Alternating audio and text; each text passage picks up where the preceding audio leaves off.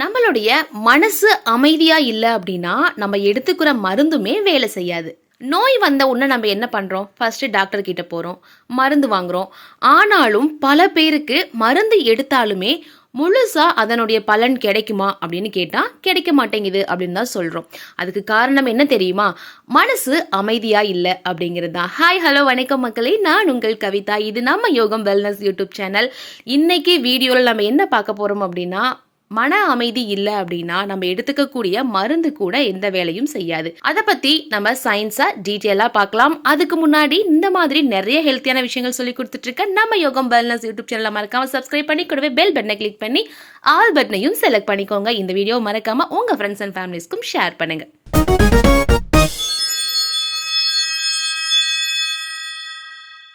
மருந்து அப்படிங்கிறது வெளியிலிருந்து வரக்கூடிய ஒரு உதவி மட்டும்தான். உடம்புல உண்மையா ஹீலிங் நடக்கிறது என்ன தெரியுமா? உள்ளதான் நடக்குது. நம்ம உடம்புல ஒரு முக்கியமான சிஸ்டம் இருக்குங்க. அது என்ன அப்படின்னா பாராசிம்பத்தட்டிக் நர்வஸ் சிஸ்டம் அப்படின்னு சொல்லுவோம். இந்த சிஸ்டம் ஆக்டிவ் ஆனாதான் நம்ம உடம்பு ரீஸ்டார்ட் செய்ய ஆரம்பிக்கும். ஆனா நீங்க எப்பவுமே ஒரு கவலை, பயம், ஸ்ட்ரெஸ், கோபத்துல இருந்தீங்க அப்படின்னா இந்த பாராசிம்பத்தட்டிக் சிஸ்டம் டாமினேட் ஆகும். அதாவது எமர்ஜென்சி மோடுக்கு போயிடும். எமர்ஜென்சி மோட்ல இருக்கிற உடம்பு பார்த்தீங்கன்னா ஒருபோதும் எப்பவுமே முழுசா ஒரு ஹீலிங்கே ஆகாதுங்க. அதனாலதான் மருந்து உள்ள போனாலுமே உடம்பு அதை முழுசா பயன்படுத்த முடியாம போகுது. நீங்க நீண்ட நாள் மன அழுத்தத்தில் இருந்தா அப்படின்னா கார்டிசோல் அப்படிங்கிற ஹார்மோன் அதிகமாக சுரக்க ஆரம்பிக்கும். இந்த கார்டிசோல் என்ன பண்ணும் தெரியுமா? இம்யூனிட்டி ரெஸ்பான்ஸை குறைக்கும், இன்ஃப்ளமேஷனை அதிகரிக்கும், பிளட் ப்ரெஷரை இம்பேலன்ஸ் பண்ணும், மூடை டிஸ்டர்ப் ஆகும். இந்த நிலையில நீங்க எடுத்துக்கக்கூடிய மருந்து உடலுக்கு சரியான ரிசல்ட்டை தரத்துக்கு வாய்ப்பே கிடையாதுங்க. அதாவது எவ்வளோ % வாய்ப்பு இருக்கும்னா 30% மட்டும்தான் வாய்ப்பு இருக்கும். ஒரு 70% வாய்ப்பு கண்டிப்பா இருக்கவே இருக்காது. அதாவது காம் பாடி, அதாவது மருந்து சூப்பரா வேலை செய்யும். நம்ம உடம்பு எந்த அளவுக்கு அமைதியாக இருக்கோ அந்த அளவுக்கு மருந்துமே சூப்பராக வேலை செய்யும். அதே மாதிரி டிஸ்டர்பான மைண்ட் இருந்துச்சு அப்படின்னா மருந்துமே ஹாஃப் வேலையை மட்டும்தான் செய்யும். இந்த உண்மை நம்ம பல பேர் கவனிக்கவே மாட்டோம். மருந்து எடுத்துக்கிட்டே தான் இருக்கோம். ஆனால் இன்னும் நம்ம சரியாகலேன்னு யோசிச்சுட்டே இருப்போம். அதுக்கு முக்கியமான காரணம் என்ன அப்படின்னா நம்ம உடம்பு அமைதியாக இல்லாத காரணமாக தாங்க இருக்கும். உங்களுக்கு ஒரு விஷயம் தெரியுமாங்க? நீங்க ஒரு மருந்தை இது எனக்கு சரியாயிடும் அப்படின்னு நம்பிக்கையோட எடுத்தீங்க அப்படின்னா கண்டிப்பா அது பெட்டரா வேலை செய்யுங்க. இதைத்தான் நம்ம என்ன சொல்றோம் அப்படின்னா ஒரு எஃபெக்டிவான சயின்ஸ் அப்படின்னு சொல்றோம். அதாவது பாசிட்டிவ் எக்ஸ்பெக்டேஷன்ஸ் இருந்தா மட்டும்தான் மூளை உடலுக்கு ஹீலிங் கெமிக்கல்ஸை ரிலீஸ் பண்ணும். அப்பதான் அந்த மருந்து டவுட்டே இல்லாம, ஃபியர் இல்லாம, கன்ஃபியூஷனே இல்லாம நம்ம எடுக்கும்போது இந்த எஃபெக்ட் நமக்கு கிடைக்கும். ரிசல்ட்டும் பார்த்தீங்க அப்படின்னா நமக்கு நல்லாவே இருக்கும். உங்களுடைய நோயோட தன்மையும் குறையும் அப்படின்னே சொல்லலாம். அதாவது மருந்தோட சக்தியை உயர்த்துறதுக்கும் குறைக்கிறதுக்கும் உங்களுடைய மனநிலைமை தான் ரொம்ப முக்கியமான காரணம் அப்படின்னு சொல்லப்படுது. பல மருந்துகள் ஸ்டொமக் வழியாக தான் அப்சர்வ் ஆகும். ஆனால் மனசு அமைதியாக இல்லை அப்படின்னா ஆசிட் செக்ரேஷன் அதிகரிக்கும், கட்டோட மூவ்மெண்ட் டிஸ்டர்ப் ஆகுங்க.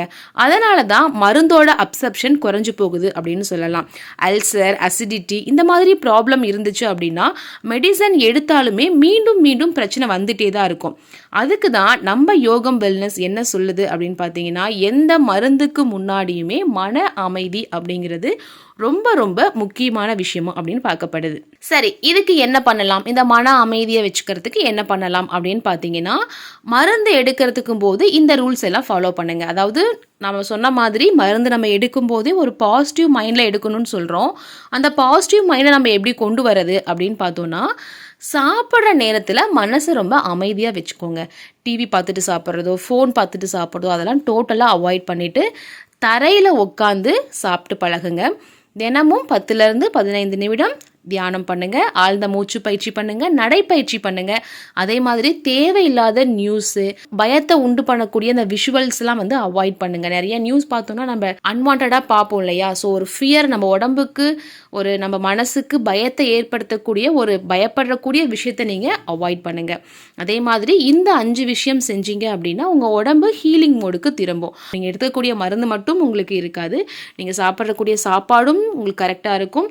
நீங்கள் எடுக்கக்கூடிய சப்ளிமெண்ட்டாக இருக்கட்டும், அதே மாதிரி எக்ஸசைஸ் பண்ணுறீங்க அப்படின்னா எல்லாமே பர்ஃபெக்டாக உங்கள் உடம்புக்கு வேலை செய்யறதுக்கு ஆரம்பிக்கும். ஸோ இப்போ உங்களுக்கு தெளிவாக புரிஞ்சிருக்கும். மன அமைதி இல்லை அப்படின்னா நம்ம எடுத்துக்கக்கூடிய மருந்து கூட நமக்கு கரெக்டாக வேலை செய்யாது. ஸோ மருந்து முக்கியம்தான், ஆனால் அதை விட மனசோட அமைதியும் ரொம்ப ரொம்ப முக்கியமான ஒரு விஷயம். உடலையும் மனதையும் நலமாக வைத்து நலமுடன் வாழ்க. இந்த வீடியோ யூஸ்ஃபுல்லாக இருந்துச்சுன்னா மறக்காம நம்ம சேனலை சப்ஸ்கிரைப் பண்ணிட்டு அடுத்த வீடியோக்காக வெயிட் பண்ணுங்க. அடுத்த ஒரு வீடியோவில் என்னோட குரலின் மூலம் நான் உங்களை சந்திக்கிறேன். அது வரைக்கும் கவிதா. நன்றி.